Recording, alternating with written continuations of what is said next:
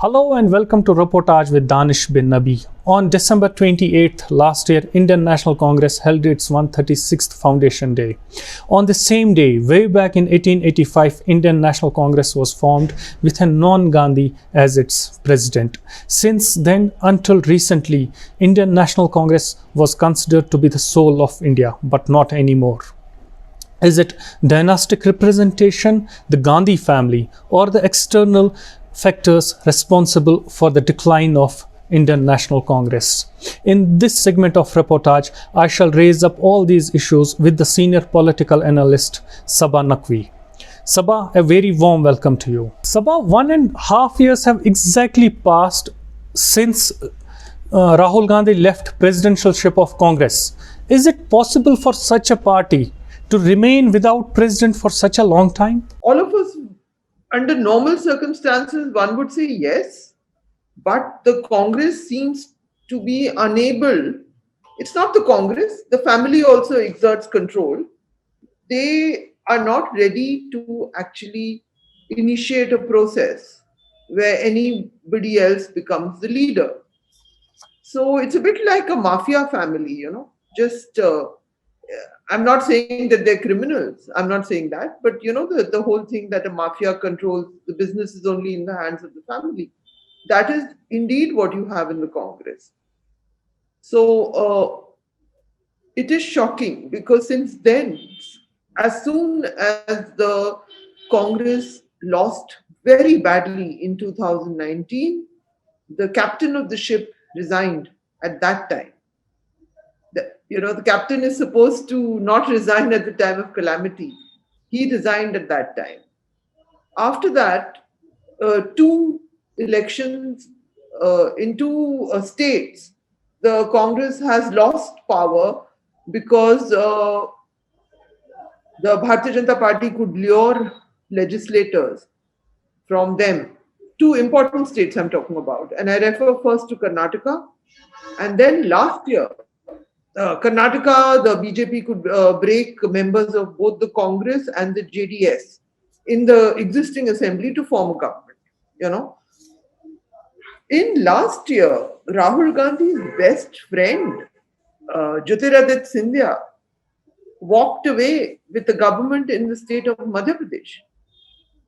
Yet, nobody actually seriously had a discussion or a debate on that. He was his closest buddy in parliament.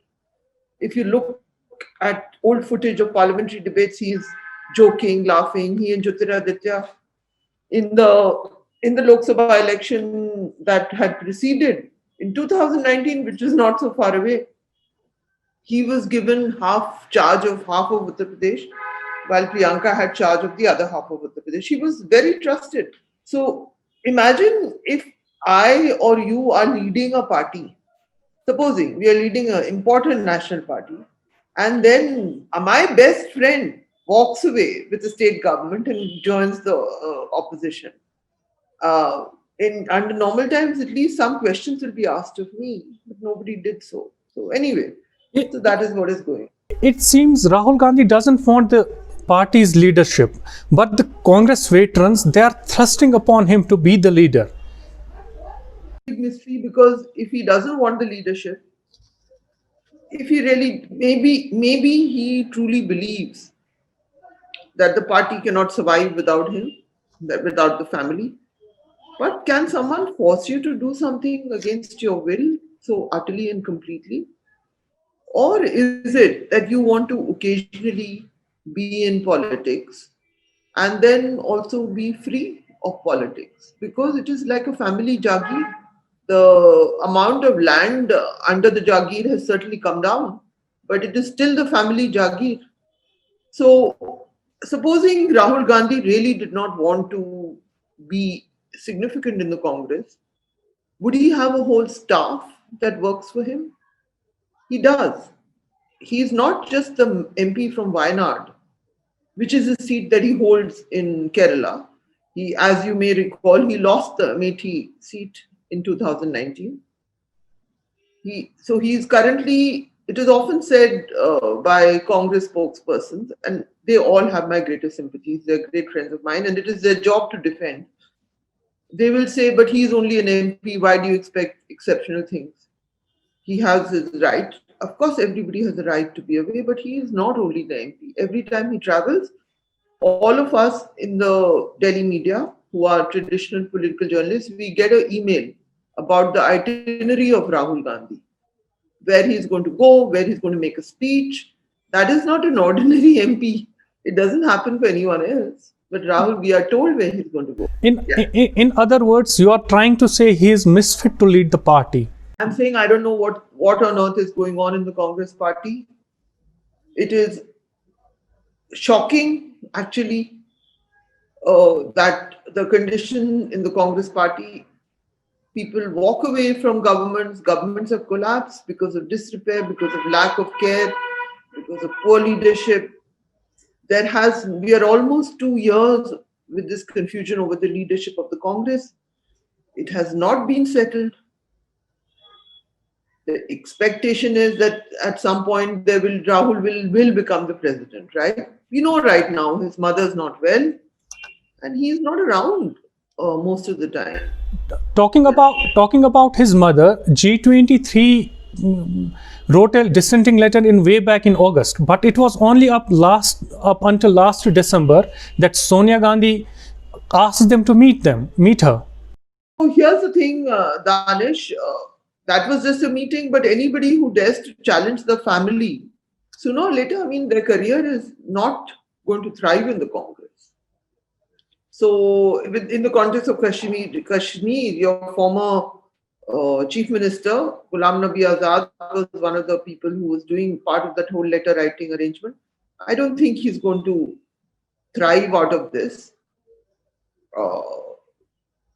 None of the writers who were part of that are going to do well in the current frame of the Congress. They are not going to get Rajya Sabha tickets, nominations for the Rajya Sabha. Most of them are incapable of winning an election anyway. So that in itself is not a bad thing. And one must also ask about some of them, whether they raised it because they were not getting nominations in the Rajya Sabha. The Congress does not have enough Rajya Sabha seats now to go around also. They've lost so many states, one after the other.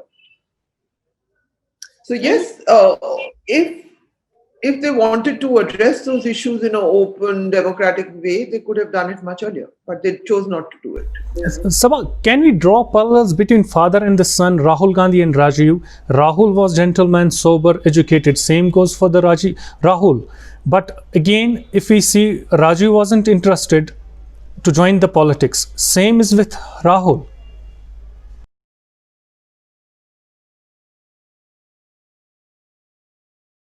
Never came to power. That's the difference.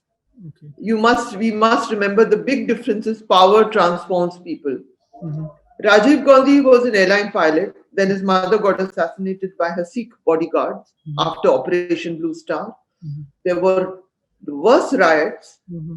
I was in school in Delhi. I've never seen, I mean, believe me, the anti-Sikh riots that took place in North India were worse than some of the worst rioting we've ever witnessed. There were mass riots, Congress party, people were involved in them, nobody was punished.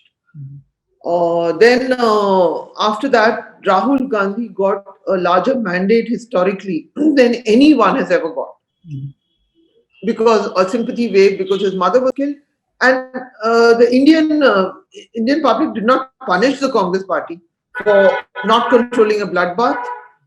And in some instances, some of the members being part of it. Indian public did not. They just voted him in. He had power. Rajiv Gandhi had power. He came to power. He was prime minister. He became the prime minister of India. He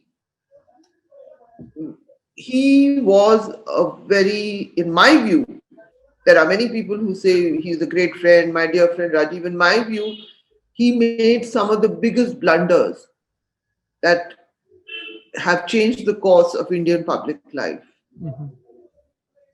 First of all, his remark when people were rioting, this is my assessment of Rajiv Gandhi. I think Rahul has not had a chance to do as much damage as his father managed to do without intending to do it. He meant well, but look at the damage he did. When people were being killed. Rajiv Gandhi stood there and said, when a tree falls, the earth shakes.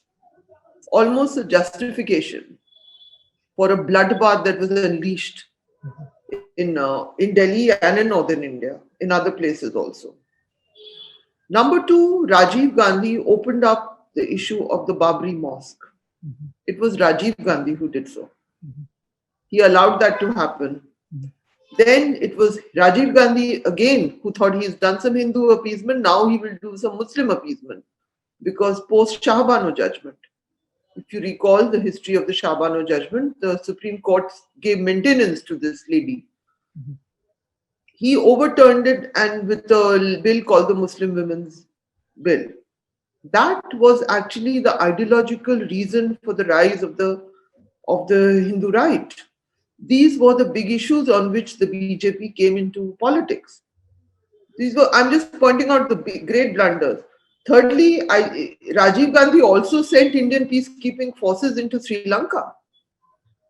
It was him again. We should not have sent our troops into any other country. It is something we should never have done. It happened. He had the most tragic end. He met with a very, very tragic, unbelievably tragic end, like his mother did. But these were, in my estimate, they were very, very big errors. And they changed the course of Indian history. So people look at Rajiv as this nice guy who was a sweet. I'm sure he was a nice guy. I'm sure he was not as ruthless as his mother. But he made so many big errors, which maybe she would never have made. She may have been a ruthless politician. Would she have made these errors? So you cannot compare Rahul to Rajiv because Rahul has never come to power, number one. Rajiv Gandhi's mandate nobody has ever got that mandate that Rajiv Gandhi got after his mother's assassination. I think it was 400 plus seats. 434, if I'm not wrong. The exact figure we'll have to look up. We are talking now, we are celebrating as if India has voted forever and ever with 303 seats for the BJP. उससे भी ज़्यादा थी भाई, बहुत ज़्यादा थी.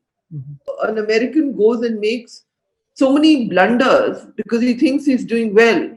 I've forgotten the name of the author. I think it's Graham Greene, but I remember the novel. I have read it. You think you're doing well and you mess up the whole world.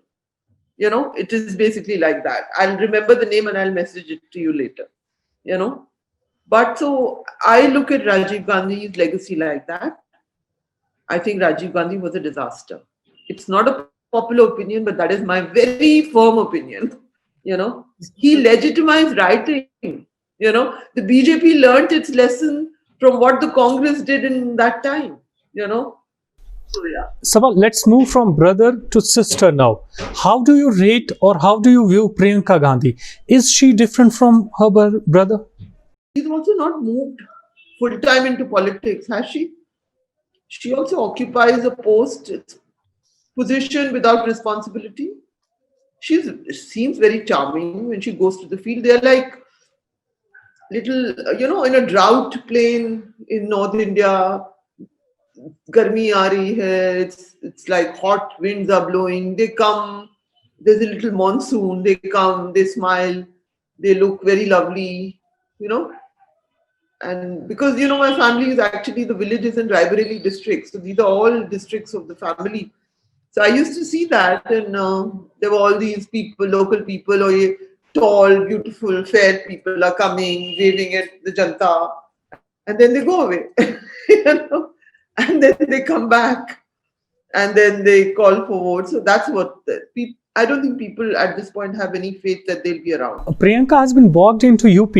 Do you think if she's been given the national stage, she would do better than Rahul Gandhi? I don't know about that because I'll tell you one thing I've noted. With all my criticism of Rahul Gandhi, which is very valid, nobody in politics is absent so much as he is. But his positions and his statements are well thought out. And he speaks of things other than his own family. He has done that. He takes positions and he on things other than. Whereas if you make a study of Priyanka's position, It is mostly about the family. There'll be an attack about RSS and ideology and women and all that. She has never taken a well considered position on a slightly more complicated theme, which Rahul does do. To his credit, he has taken some very interesting positions on various things. So I'm not so sure about that because I know that Priyanka has a more charming manner about her. First, there is no evidence that she will be more full time than Rahul. But as I see it, at this point, since positions and statements are very important, Rahul has taken some interesting, well thought out positions. He may have been attacked for it, but he has taken them. Whereas her positions are always like my family, they're after my family, they're after my husband, they're after women, they're anti women. I mean, they're not things which show a level of thought. But I do feel that she's very charming. She has more natural charm than her brother has. But I think the brother is still more thoughtful. This is my view. Saba, almost over 60% of the population, of the Indian population, have not voted for BJP in 2019. Do you think the Congress party, Rahul Gandhi, Priyanka Gandhi, the entire Gandhi family, the entire the Grand Indian National Congress is failing that 60% of the population? I think there is a misunderstanding because people vote. So let's say BJP got 32% of the vote in 2014 and they got 38% in 2019, which means 52% have not voted for them, right? Or 62.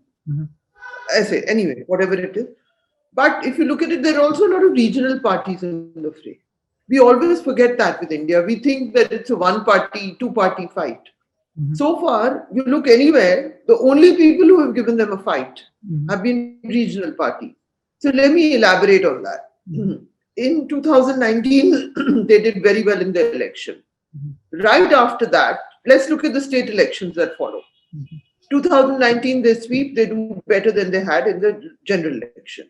5 months later, two elections take place. 5 months later, October 2019, in the states of Haryana and Maharashtra. Okay, both states where they did very well in the general election. In Haryana, which has 10 seats, they won every seat. In a state with the legacy of Congress rule. Congress, former chief minister and his son could not win the seat. They won every seat. 5 months later in the assembly election that takes place, see how the vote is very different. The BJP in a 90-member assembly cannot get more than 40 seats. They can't even form a government without the help of a local party led by a person called Dushyant Chautala. The Congress gets 31. It's a hung assembly. The BJP is in power over there. They have a lot of money. They have a lot of resources. Maharashtra at the same time. You saw what happened in Maharashtra. The Shiv Sena left them. They have not done it. 2 months later, an election takes place in Jharkhand. Again, a state mostly swept by the BJP. The BJP is defeated in power. Defeated. In February last year, Delhi election takes place. They won every Lok Sabha seat in Delhi. You know the violence that was in the kind of madness that went on before the Delhi election. They lose the Delhi election. The Bharatiya Janata Party lost the Delhi election in February 2019. Then the pandemic takes place. So they have Bihar. They have hardly won it. They won it by they got 19% of the vote in Bihar. It's again deaf management. So the point I'm making here is that when the BJP is positioned against regional forces, they face a much tougher challenge. In the same time, they managed to lose 2 states where the Congress was in power, Madhya Pradesh and Karnataka, because people just left the Congress and joined the BJP. And the same risk is there for the state of Rajasthan, which the Congress had won. So, elections in India are very complicated business. But what I'm saying is assemblies and Lok Sabhas vote very, very differently. They have not. The BJP has not swept any election. Please, I know you're sitting in Kashmir. The world looks to you like, maybe not to you, but it looks like, my God, BJP everywhere. After this, where have they won an election with a clean sweep? They have lost Jharkhand. They did not have a majority in Haryana. They have lost the state of Maharashtra because their own ally dumped them. Their own ally, the Akali Dal, has also dumped them. They have no chance in Punjab. UP, yes. UP is a state where they remain strong. I will not, because the opposition is not visible. The regional forces seem to have given up over there. You know. But whatever the facts and figures are there, but the fact remains, as things stand right now, 2024, it seems that BJP is going to win again. National elections, yes. I'm not doubting. I'm saying there's a big difference between national and state now. But yours, they have taken away your state. Whatever you they have taken away your state. But they're not winning state elections so far. They have 3 important elections, I'll tell you. This year, 2021, 3 important elections will take place in the first half. Bengal, Tamil Nadu and Assam. Now here again, Bengal, there's a very big fight. Trinamool Congress, regional party. Tamil Nadu, the BJP is trying to be backroom just to make its presence felt. It will be regional parties that will be there. DMK will be fighting against them. Assam, it's going to be BJP versus Congress. The BJP is going to win Assam very easily, from what my information is. Congress is just shaken. So the Congress has suffered a lot of... So I'm just saying we should understand that till this stage, regional parties are still being able to hold off in many cases. In some cases, they are purchased. Like in Karnataka, the whole JDS of Devegowda, half of it has been purchased by the BJP. Money is now a very big factor in Indian politics, you know. But in many states, they are still fighting, you know. Regional parties, the Congress, in Bihar, what happened in that alliance? If you look at the arithmetic of the alliance led by Lalu Prasad Yadav's son, Tejasvi, RJD, Congress, left. The left has a really good strike rate. And more seats than Congress too. Congress, disaster. They don't hardly win any of their seats. But so what I'm saying is... Asad Owaisis 5 seats that cut the vote now. It's not just, why blame Asad Owaisi only? He has a right to be there. You know, I don't blame him. I don't stop him. But I think the Congress is in a bad shape in the states. But nationally, they are still the only national party. And now, you know, after this kind of economic recession we are facing, the farmers' agitation, many things have changed. It would be really good if the national party had a charismatic leadership to project. Right now, they don't. But they are struggling with it. Do you think Congress has the leaders, apart from Rahul Gandhi, who can lead Congress nationally? You know, if people are given a chance, you don't know how leadership evolves, no? We don't know that. I mean, supposing there is an election, it's not going to happen. So we're talking about a hypothetical issue. We don't know. Leaderships can evolve in a way, but if anybody else is given the chance, but let's just stick with the Gandhis only right now. Let's stay with the Gandhis because they're not going to go. They're going to remain in charge of the Congress. So certainly I think the moment for Rahul to be a challenger, who knows, but I doubt if he can be a challenger to Narendra Modi because it's become very presidential, you know, kind of thing. Huh? Yeah. Saba, as you said, it has become more presidential now. Do you see Rahul Gandhi as the face of 2024 elections? I think it would be sensible for the Congress to project a platform of leaders to take up the issue of federalism. Federalism is going to be a very, very big issue unless the BJP somehow sweeps Bengal and all. You know, if it manages that, which seems difficult, but we don't know. Huh? You see, because one of the things that's been happening in India, the farm laws also reflect that is the encroachment of state power that by the Bharatiya Janata Party. If Rahul Gandhi is able to build alliances on the issue of federalism, you know, then, and if there is a fatigue with Modi, but the point is that Modi, you see, Modi image is almost being distanced from the disasters that the party does. He is distanced. I had written an article one, he is being distanced from an earthly realm.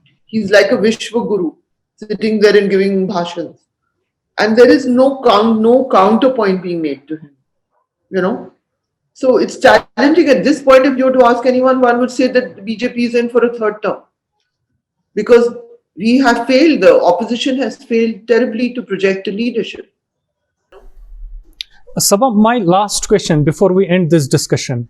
What is the way forward for Congress? What should they do to resurrect themselves? Well, first of all, they have to settle the leadership matter. If Rahul is to be the president, then get it done soon. And if he doesn't want to be, then let him be. Let him go and then open it up for a vote. You can't say that the mother doesn't want the daughter to come, or whatever it is that we keep hearing stories now, that she wants, what will he do if he doesn't do this, all this. If he doesn't want to be, then he has to do some soul searching. But I think what's going to happen is in some months he will become the president, and we will just carry on. I think what the Congress is doing, it's waiting for the BJP to defeat itself. It's not going to run to defeat them. It's waiting कि BJP खुद हार ले अपने आप. BJP वो करने वाली है नहीं, because the BJP is not lazy and like the Congress. They are driven by ideology. They have cadres. They have more money than any party has historically had. And like in the Congress years, people, you don't know where the money went. They centralize it and they spend it on their own expansion plans, So it's not going to happen. This is not a party of course they can be, as I've told you, right after that they got defeated in states. It happens. But they are not sitting there waiting to be defeated. They are ready to go and fight a city election in Hyderabad to expand. They are going to fight. They know first you take the opposition space, then you become a ruling party. They are fighting for the opposition space in Tamil Nadu, Kerala, states where they cannot rule as yet. So it's not easy to defeat them, because they're not like the Congress. Jo Hawai, wave, Vaiga, Indira wave, Rajiv wave, this wave, that wave is not happening for a long time. And this generation of BJP is different from the old generation of BJP. We're dealing with a machine, election machine, and with an ideological agenda, which is mostly, a lot of it is already implemented. It is implemented now, So let's leave it here till as of now. Thank you. Until next time. Thank you, Saba. Yeah, thank you for talking to me. My pleasure.